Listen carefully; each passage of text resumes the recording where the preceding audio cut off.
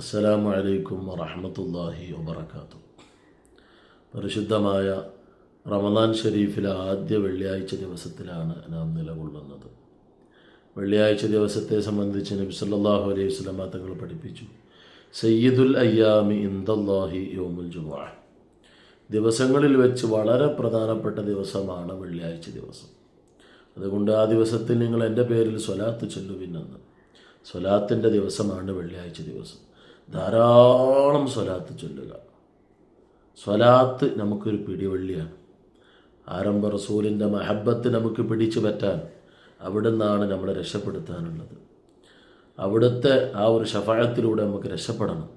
അതുകൊണ്ട് എനിക്ക് എൻ്റെ ഹബീബിൻ്റെ മഹബത്ത് കിട്ടണം എന്ന ലക്ഷ്യത്തോടു കൂടെ ധാരാളം സ്വലാത്തുകൾ ചൊല്ലുക. നമ്മളെ കുടുംബങ്ങളെ ചെല്ലിപ്പിക്കുക.